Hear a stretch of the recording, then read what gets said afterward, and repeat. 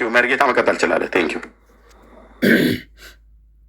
መልካም። እሺ እኔ እንግዲህ በዚህ በሉተራንና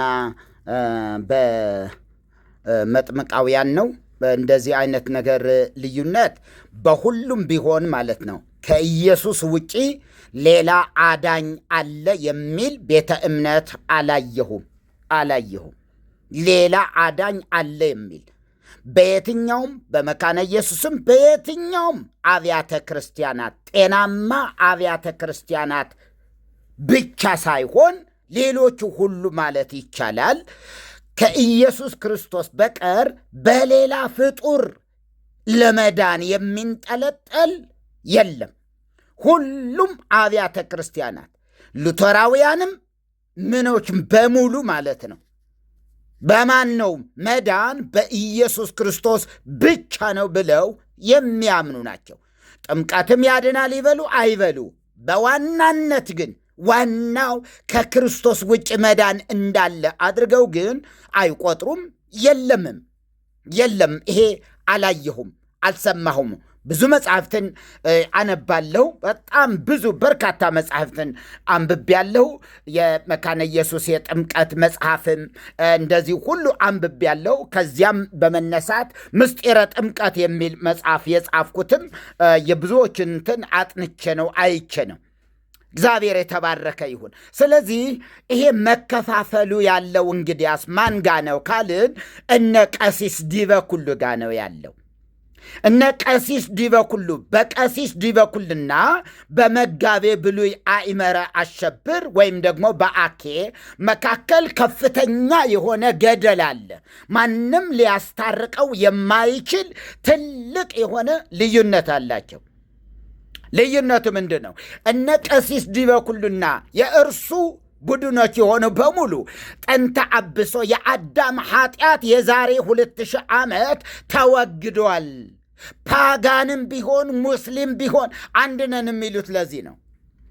እኛና ሙስሊምና ኦርቶዶክስ አንድ ነው የሚሉበት ምክንያት የዛሬ 2000 ዓመት በመስቀል ላይ የሙስሊሙም ኃጢአት የፓጋኑም የኦርቶዶክሱም ሁሉ ተወግደዋል ብሎ ስለሚያምን ነው። ቡድኑ በራሱ ተወግደዋል ብሎ ያምናል። በጥንተ አብሶ አለ ብሎ አያምንም። ዛሬም ድነናል የሚሉበት ምክንያት በምንድን ነው የዳኑት? የዛሬ 2000 ዓመት በከፈለው የቤዛነት አገልግሎት ዓለም ሁሉ ድነዋል ብሎ ነው የሚያምነው።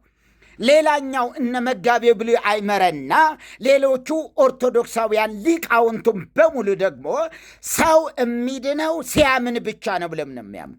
ጥንተ አብሶ የሚወገደው ጥንተ አብሶ ከሰው ሕይወት ምን የሚለው የሚወጣው የሚፋቀው የሚሰረየው በኢየሱስ ክርስቶስ የማዳን ሥራ የቤዛነት አገልግሎት ሲያምን ብቻ ነው። ይህንን ካላመነ አሁንም ያው ነው፣ ኃጢአተኛ ነው፣ ያው አዳም ነው ብለው ነው የሚያምኑ ማለት። ሌላኛው ቡድን ደግሞ የክርስቲያን ልጆች ጥንተ አብሶ የለባቸውም ብሎ ያምናል። የተለየ ነው። ይሄ ደግሞ የክርስቲያን ልጆች ጥንተ አብሶ የሚባል የላቸውም፣ የሙስሊም ልጆች ግን አለባቸው ይላል። ይህ ወገኑ ከማን ጋር ነው? ከነ ዲበኩሉ ጋር የተያያዘ ነገር ነው ያለው፣ የተያያዘ ነው። አንዳንድ የሆኑ ክፍተቶች አሉ። የሙስሊም ልጆች ጥንተ አብሶ አለባቸው፣ የክርስቲያን ልጆች ግን ጥንተ አብሶ የለባቸውም የሚል በዚህ በኢትዮጵያ ኦርቶዶክስ ተዋሕዶ ቤተ ክርስቲያን ባሳተመችው መርሃ ጽድቅ ባህለ ሃይማኖትም እንዳያችሁት የክርስቲያን ልጆች መንግሥተ ሰማያት ይወርሳሉ ባይጠመቁም። መጠመቅ አያስፈልጋቸው፣ መጠመቅ ሳይጠበቅባቸው በቀጥታ መንግሥተ ሰማያት ይወርሳሉ ሲል የሙስሊም ልጆች ደግሞ ኢአማንያን ናቸውና ለአባቶቻቸው የተዘጋጀውን የገሃነም መንግሥት ይወርሳሉ ብለው ነው የሚያምኑ። ገሃነመ እሳት ይገባሉ ብለው ነው። መርጌታ ገድመ ዮሐንስ እጨጌ ዘጸገሮ ገድል ላይ እስላምና አረማዊ ወይ ደግሞ መናፍቃን ይላል። በቅነት እስላም ሳይጠመቅ ይድናል ይላል ገድለ ዮሐንስ አባ ዮሐንስ ዘጸገሮ የተባለው ማለት ነው። የጉንዶ ተክለ ሃይማኖትን በደብሩም የታተመው ሁለቱም ገድል እጄ ላይ አለ። እንደውም የጉኖ ተክለ ሃይማኖትን አንተን የላክልኝ በባለፈው እዛ ላይ በስርዓት እስላም ሳይጠመቅ አረማዊ ሆኖ በኦርቶዶክስ ሃይማኖት ይድናል። ግን ምንድነው ማመን ያለበት ይላል? የአባ ዮሐንስ ዘጸገሮን ገድል ነው ማመን ያለበት ይላል። እና ቀጥል። አለቀ። አያችሁ፣ ይሄ ነው እንግዲያስ እምነትን የክርስቶስን ደም የረገጠ ያክፋፋ የሚባለው እንደዚህ አይነት አስተሳሰብና እንደዚህ ያለ ትምህርት ነው። የክርስቶስን ደም መርገጥ ማለት ያለ ክርስቶስ ደም የሆነ በሳንቲም አያችሁ፣ በዝክር ጠላ በማጠጣት መንግሥተ ሰማያት ይወርሳል የሚል እምነት የሞተ እምነት የሚለው ይሄ ነው። የሞተ እምነት የሚባለው የሞተ እምነት ይኸው እንደዚህ የሆነ ገድል ዮሐንስ ዘጠገሮ እሱን ያመነ ሰው ቢጠመቅ ባይጠመቅ አረማዊም ሙስሊምም የትኛውም ሰው መንግሥተ ሰማያት ይወርሳል የሚል ትምህርት ይሄ የመናፍቃን ትምህርት ነው። ነፈቀ ተጠራጠረ። መናፍቅ ማለት ተጠራጣሪ፣ ሕጹጽ ሃይማኖት ማለት ምንድን ነው የሚጠራጠረው? መድኃኒታችን ኢየሱስ ክርስቶስ በመስቀል ላይ ተሰቅሎ አድኖናል። አዎ አድኖናል ግን የሚል ይህ መናፍቅ ይባላል። ኢየሱስ ክርስቶስ በመስቀል ተሰቅሎ አድኖናል ይልና ግን ደግሞ ሌላ አማላጅነትን ሲቀበል ሕጹጽ ሃይማኖት ይለዋል። ሕጹጽ ሃይማኖት መናፍቅነት ማለት ነው። ይሄ ነው ምሉ እምነት የሚሆነው ምንድን ነው? ኢየሱስ ክርስቶስ በከፈለው ዋጋ ድኛለሁ፣ ሌላ ምንም አያስፈልግም አያስፈልገኝም የሚል ሰው ይሄ ቀጥተኛ የሆነ እምነት ነው። ይሄ እምነት፣ ይሄ አስተሳሰብ፣ ይሄ አስተምሮ ጤናማ የሚባለው ይሄ ነው። ሌላው ኤርሚም ታውቀዋለህ። ቤተ ክርስቲያናት ጠቅላላ አጥቢያዎች በሙሉ በምን የተከፋፈሉ ናቸው? በዜማም የተከፋፈሉ ናቸው። ከዚህ በፊትም ነግሬያቸዋለሁ። በዜማ የተከፋፈሉ ናቸው። ቆሜ የሚባል ዜማ አለ። ቤተልሔም የሚባል ዜማ አለ። አጫብር የሚባል ዜማ አለ። ታች ቤት፣ ላይ ቤት፣ በአታ የሚባል አቋቋም አይነቶች አሉ። ሳንኳ የሚባል አለ። ሳንኳ፣ አጫብር፣ እነዚህ በሙሉ ልብ በሉ። እነዚህ አሉ ማለት ሊቃውንቱ አንድ አይደሉም ማለት። አንድ ሰው በአታን ተምሮ ከሆነ አጫብር ዜማ በሚዜምበት ቤተ ክርስቲያን ላይ ሄዶ በአታ እቆማለሁ ቢል አናቱን ነው የሚያፈርሰው። በመቋሚያ አናቱን ያፈርስ። ምክንያቱ የደዛው ነው የሚለው የኛ አይደለም ነው የሚለው። አጫብር ለምሳሌ ጎጃም ነው በአብዛኛው የጎጃም ዜማ አጫብር ነው። ምስራቅ ጎጃም አጫብር ነው። ስለዚህ አጫብርን ከቆማችሁ ትችላለ። ካልሆነ ግን አስወጥተው ነው የሚሰዷችሁ። ከነ መቋሚያችሁ ከነ ጸናጽላችሁ አንጠልጥሎ ነው የሚያባራችሁ። ሊቀጠበብቱ የማይሌቱ ተቆጣጣሪ ሊቀጠበብት ይባላል። ማይሌት የሚቆጣጠረው ሰው እሱ ነው የሚያባራችሁ። እና ክፍልፍል ያለ የኦርቶዶክስ ትምህርት በእውነት እላችኋለሁ እኔ እንዲሁ በጣም የሚገርም ነገር ነው እኮ አንድነት የሚባል እኔ የምቀበለው ይህን ታገሌ ነው። ይህን አንድም ታንኳ ራሱ የመጣው ምናልባት እንትና ጽፈውታል። ማናቸው ዶክተር ማኑሺ አዎ እሳቸው ዋለሁ እስኪ ፊት ለፊት የመጽሐፍ እያየው ነው።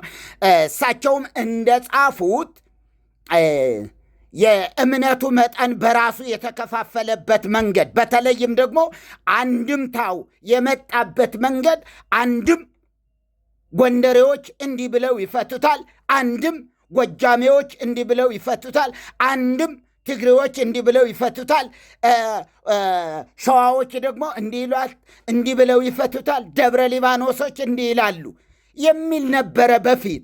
በኋላ ተማሪው ጎንደሬው የጎንደሬን ይትበሃል ሲይዝ፣ ትግሬው ደግሞ የትግሬን ይትበሃል ይይዛል፣ ጎጃሜም የጎጃምን ይትበሃል ይይዛል። እያንዳንዱ እየተከፋፈለ አስቸገራቸውና ምን አደረጉ?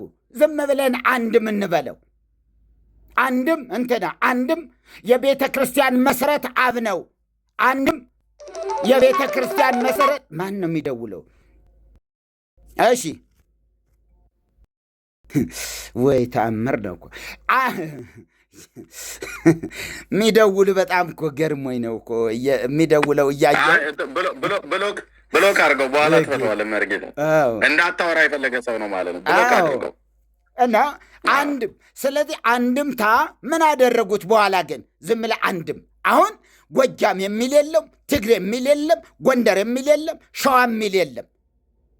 አንድምታ አንድም ማለት ጀመሩ። ምክንያቱ ሁሉም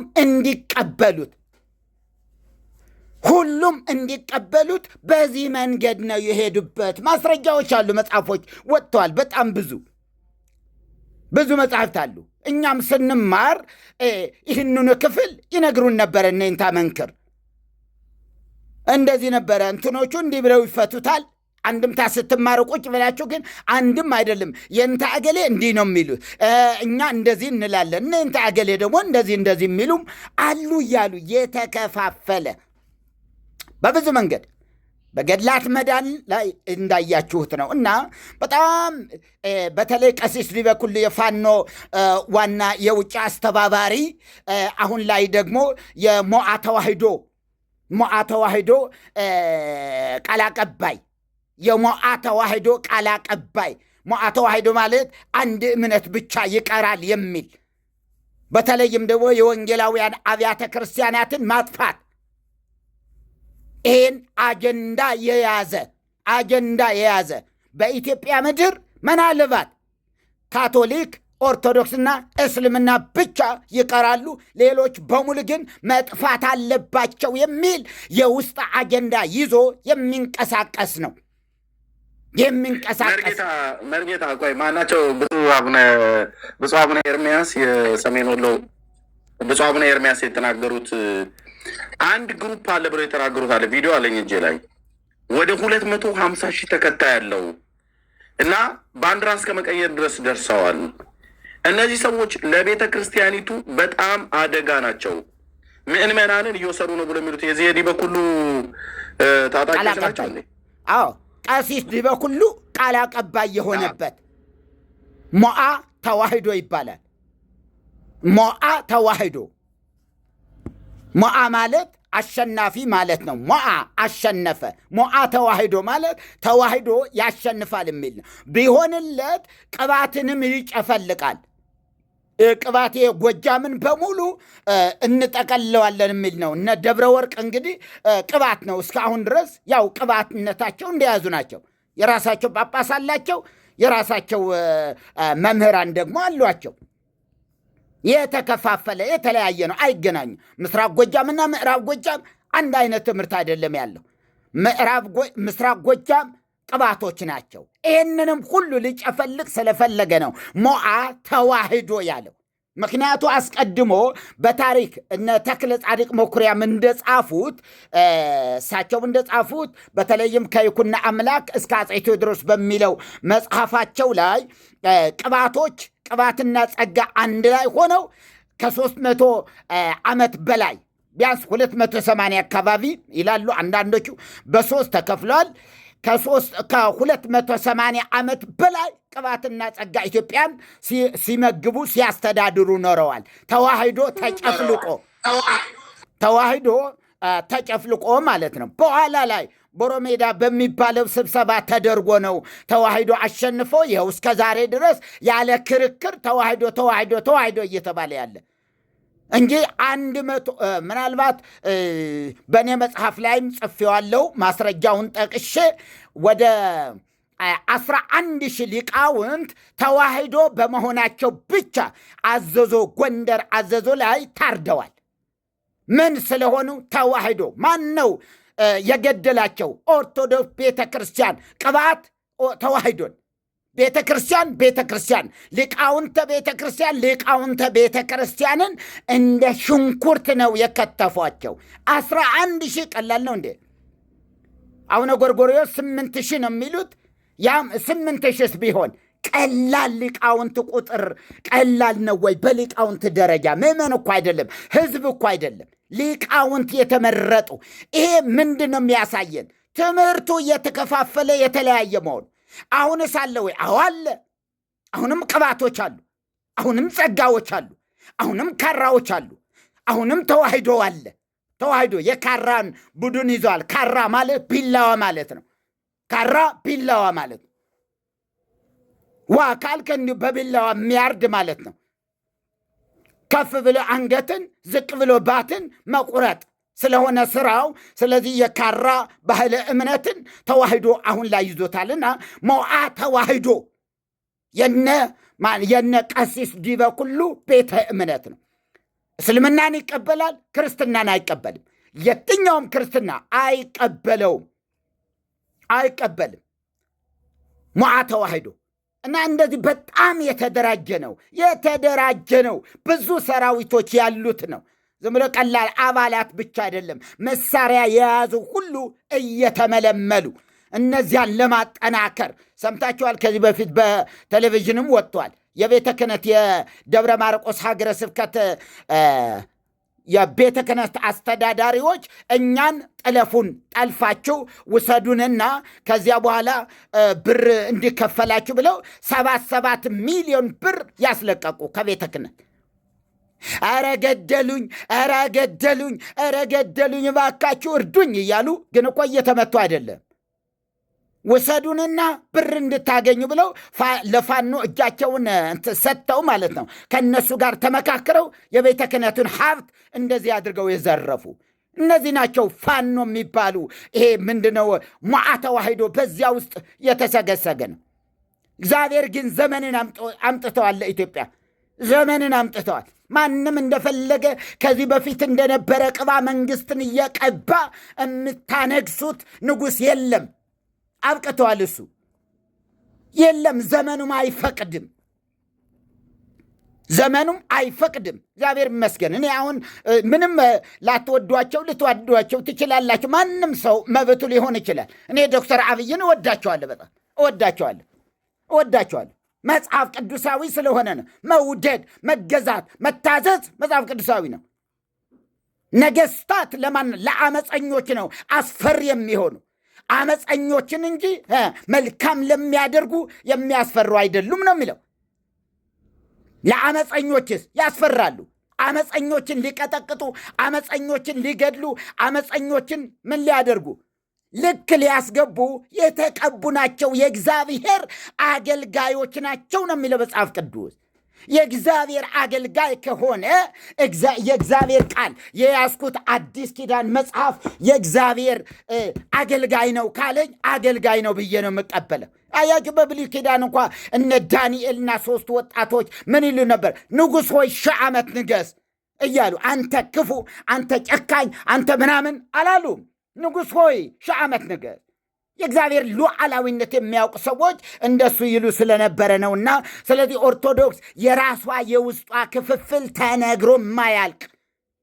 ተነግሮ አያልቅም፣ ተዘርዝሮ የሚያልቅም አይደለም። በመጽሐፍትም ይኸው ወልደ አብ የሚል መጽሐፍ አለ።